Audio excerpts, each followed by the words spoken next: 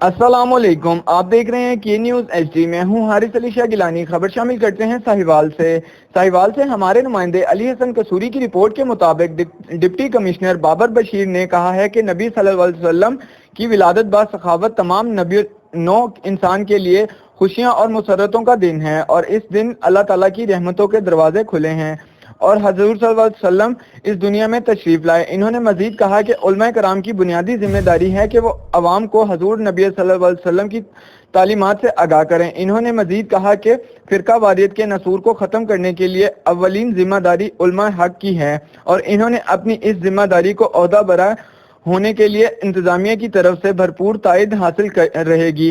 ان تمام خیالات کا اظہار انہوں نے اپنے آفس میں ضلعی امن کمیٹی کے خصوصی اجلاس میں کیا۔ پاکستان علماء کونسل کی طرف سے، دیوبندی مکتبہ فکر کی طرف سے آپ کو مکمل تعاون کا یقین دلاتا ہوں۔ گاڑی صحیح سا جی شہید صاحب۔ بسم اللہ الرحمن الرحیم۔ اللہم صلی علی محمد وعلی آل محمد کما صلیت علی ابراہیم وعلی آل ابراہیم انک حمید مجید۔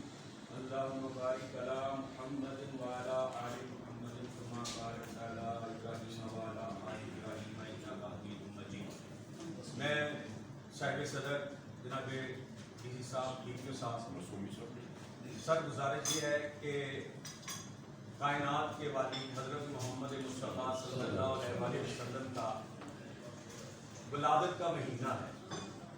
آج کی میٹنگ اتنی جلدی ختم کرنا